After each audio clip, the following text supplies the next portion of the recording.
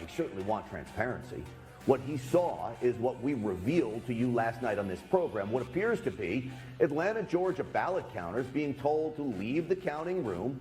Then a short time later, with no observers, with no media, hidden cases of possible ballots are rolled out from under a table. 4 people, under a cloud of suspicion, begin what looks an awful lot like ballot stuffing. And the media did pack up and leave at 11:15, but there weren't observers there at that time, and there was no announcement made for anyone to leave. Now, wait a second here. That is disheveled Fulton County Elections Chief Richard Barron, but he doesn't have the facts right. The video proves it. At 10:40 p.m., not 11:15, 10:40, the media is packing up. A half hour before he thinks they leave. You can see them putting on their jackets there. And by 10:56, they are long gone. And the Trump team has sworn witness testimony, claiming an announcement was most certainly made. In fact, even CNN reported the counting was being shut down due to a water main break that even election administrators now acknowledge was a leaky toilet. So someone had to tell those people to leave. And if you look at this table, there are ballots in boxes open and ready for counting. Now watch as they get packed up. Why would you need to secure them and then ultimately take out the mysterious ballots from under the table to start counting? It just doesn't add up.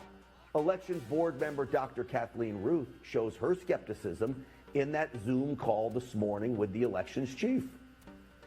It is interesting that these ballots were under a table versus being in the open. Well, I think there's a.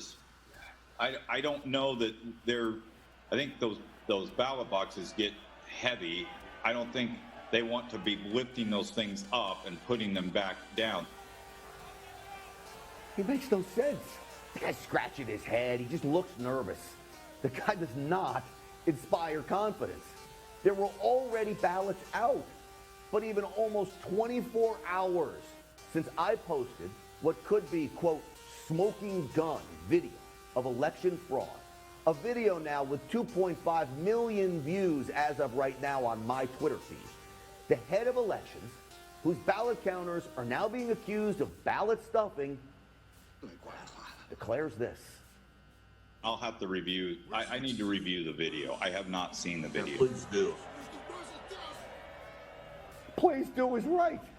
He hasn't watched the video that could upend the presidential election, and the guy in charge of the very people in the room admits he didn't watch the video before updating board members this morning.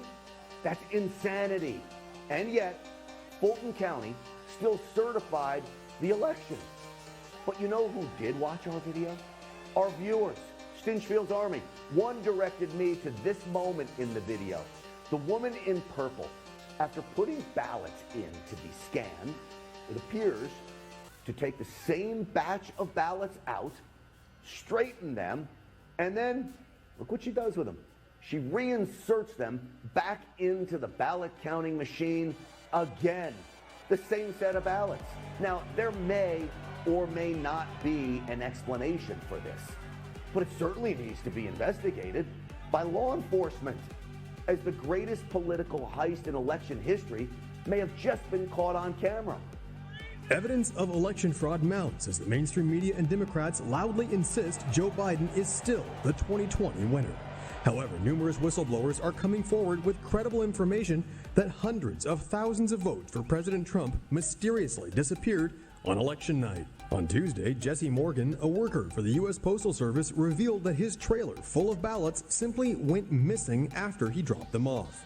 The worker drove his truck from Bethpage, New York, all the way to Lancaster, Pennsylvania, and says he was carrying some 288,000 completed mail-in ballots.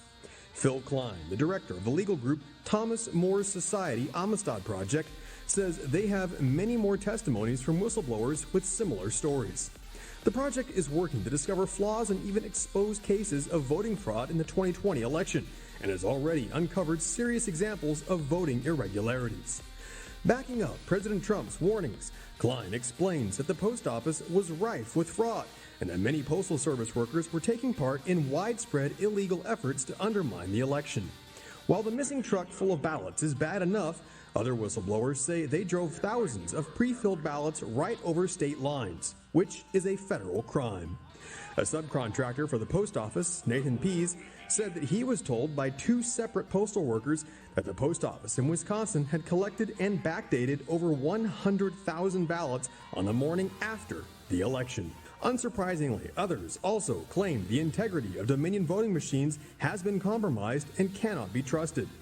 During a press conference in Arlington, Virginia on Tuesday, the project explained that election officials in blue jurisdictions have failed to maintain the ballot chain of custody, which leaves the door wide open for voting fraud. The project said it has photographic evidence of people improperly accessing voting machines and eyewitness accounts on how the seals on ballot hard drives were illegally tampered with and broken. Klein says that in total, there are over 300,000 fraudulent ballots in Arizona, 548,000 in Michigan, 204,000 in Georgia, and 121,000 in Pennsylvania. Based on this evidence, the FBI has reportedly requested to look at the project's data on voting integrity and potential election fraud.